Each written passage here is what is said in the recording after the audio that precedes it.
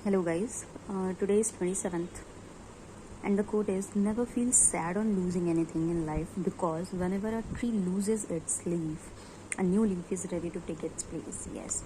So moving with first news. पहली news है women's equality day के बारे में जो कि 26 अगस्त को सेलिब्रेट किया गया। बेसिकली ये जो डे है इसी दिन यूएसए की विमेंस को वोटिंग राइट प्रोवाइड किया गया था इन 1973।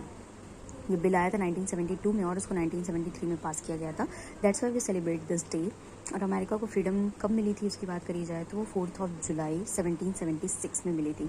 एंड द इंटरेस्टिंग फैक्ट कि इंडिया ने वुमेन्स को वोटिंग राइट जो था वो 1919 में दिया था मॉन्टेग्यू चेम्स फॉर रिफॉर्म के through.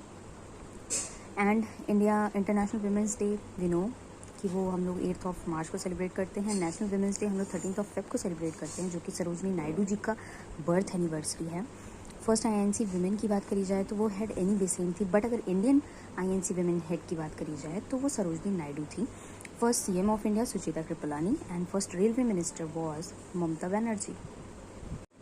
Second news is about UNESCO and Royal Enfield. Yes, UNESCO और रॉयल फील्ड ने एक टाई अप किया है just to enrich our Indian heritage. India के साथ मिलकर के रॉयल इनफील्ड ने टाई अप किया है कि इंडिया के जितने भी हेरिटेज साइट्स हैं उन सबको इन्हांस किया जाए। बेसिकली ये लॉन्च जो किया गया है वो हिमालय रीजन में ज़्यादा फोकस करेगा। यूनेस्को ने कंजर्वेशन लॉ जो है इंडिया ने साइन किया था वो 2003 में। That's why they are doing this. Approximately 178 countries भी इसमें पार्टिसिपेट कर रही हैं। इन्हीं के साथ कुछ स्टैटिक पार्ट्स के साथ मूव करते हैं। वर्ल्ड हेरिटेज डे हम लोग 18 अप्रैल को सेलिब्रेट करते हैं। इंडिया में टोटल इंटेंजिबल साइट 14 हैं।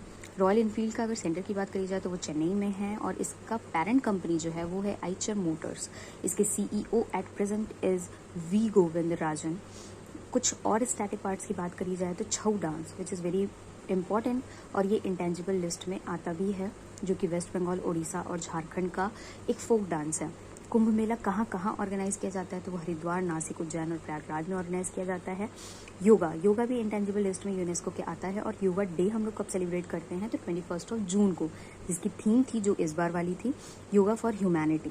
योगा मेला जो है वो असम में लॉन्च किया गया। नवरोज फेस्टिवल जो पर्शियंस का न्यू ईयर होता है ये भी यूनेस्को की इंटेंजिबल लिस्ट में आता है। होयसला डायनेस्टी के कुछ टेम्पल्स हैं जिनको अभी बात करी जा रही है कि वो भी इंटेंजिबल लिस्ट में शामिल किए जाएंगे। और यूनेस्को में टोटल कंट्रीज़ कितनी आती हैं तो वो 193 कंट्रीज़ आती हैं।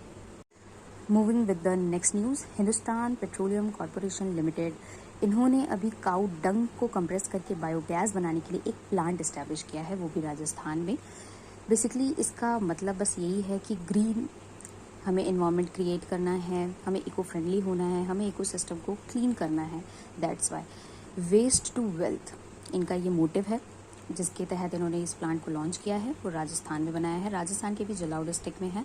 इंडिया ने एक पॉलिसी लॉन्च की थी गोवर्धन पॉलिसी जो कि 2018 में लॉन्च करी थी, जिसके तहत इस पॉलिसी को लॉन्च किया गया है। और नेशनल बायोगैस क्लीन प्रोग्राम इसके अंडर में इसको लॉन्च किया गया है। जो HPCL है वो हेल्प करेगा इस्टेब्लिश करने में प्लांट को। अगर बायो CNG पार्क की बात करी जाए तो वो MP के इंदौर में इस्टेब्लिश किया।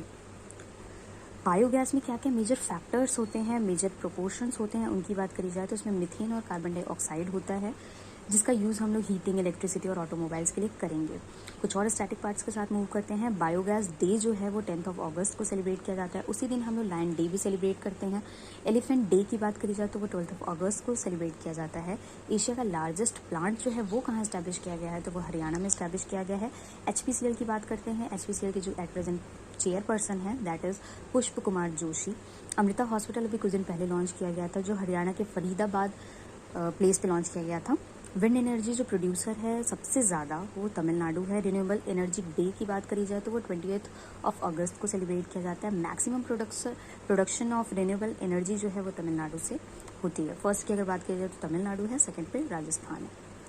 Moving with the next news, IMF में एक अपॉइंटमेंट किया गया है के सुब्रमण्यम जी का। हेडक्वार्टर IMF की बात की जाए तो वो वाशिंगटन DC में है। IMF और वर्ल्ड बैंक ये दोनों बहन बहन हैं। आईएमएफ को छोटी बहन कहते हैं एंड वर्ल्ड बैंक को बड़ी बहन कहा जाता है।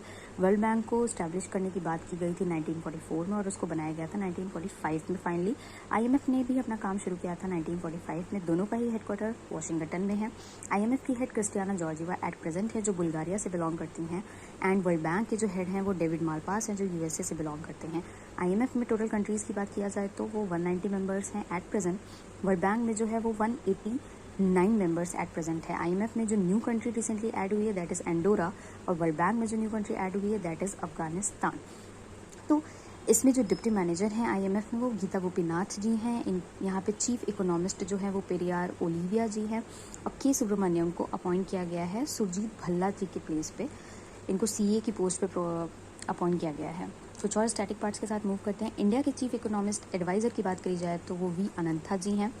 नेशनल इंस्टीट्यूट ऑफ इम्यूनोलॉजी के जो हेड हैं वो डी मोहंती जी हैं। एमडी और सीईओ पेटीएम की बात की जाए तो वो विजय शेखर शर्मा जी हैं। और सेक्रेटरी ऑफ प्रेसिडेंट अभी रिसेंटली अपॉइंट किया गया था जो है राजेश वर्मा जी।